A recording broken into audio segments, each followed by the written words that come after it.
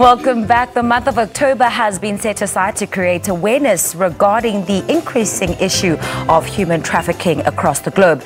This year, the A21 campaign is at it again with their annual Walk for Freedom, and the walk aims to eradicate silence around human trafficking, fight human trafficking and sexual exploitation, to mention just a few of some of these horrific acts. Well, Renée and Mojo join us this morning to tell us all about this exciting campaign.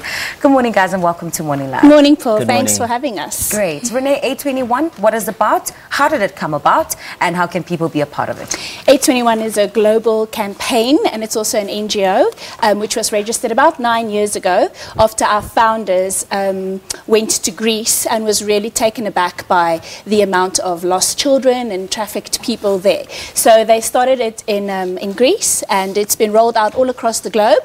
Today we have more than 500 walks starting today. The first one started in New Zealand this morning, and they're ending in America later tonight. And all we really want to do is just make people aware. It's an awareness campaign that this is happening. Human trafficking is alive and real in every center part of the globe. And we are taking the globe by storm today and marching all across it. So we hope that we can bring across the message. Awesome. Mojo, Renée speaks about the message, and I think human trafficking and missing children and missing women, it's something that we constantly talk about. It's something that we engage different stakeholders on. You hear it on the radio, you see it in the news.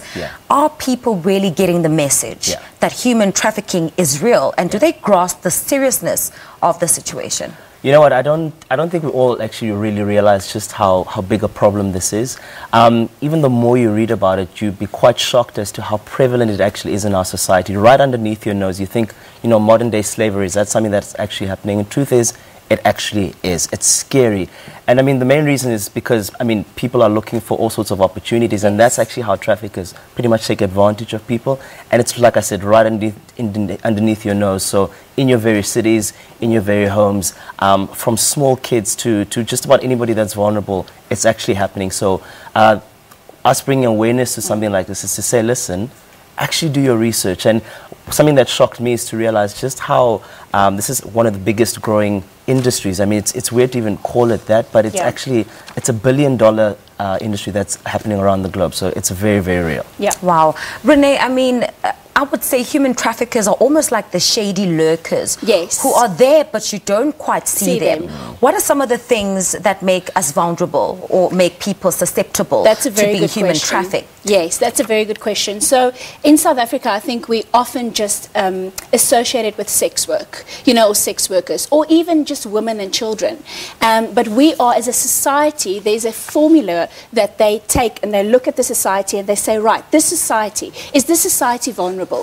Based on economic reasons, based on socio-economic reasons. And in South Africa, they found that 46% of our society today, mainly because of economics, are vulnerable. So what we should remember is people actually answer job ads on Facebook, and they answer job ads on WhatsApp.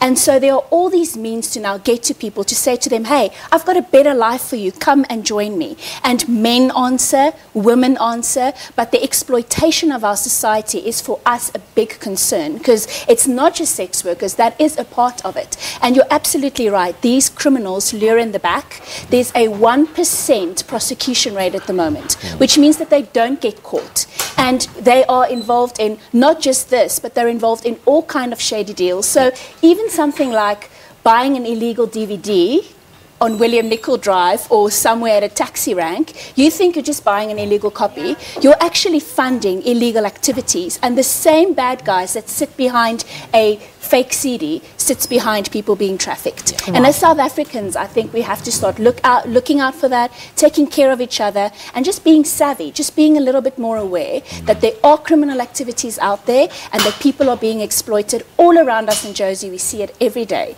So I think the point is, let's become aware. Let's tell our communities, hey, we know this is going on, and it's not going to happen on our watch. All right, guys, thank you so much. We could talk about this all day, but thank you so much for coming through to Morning Live this morning.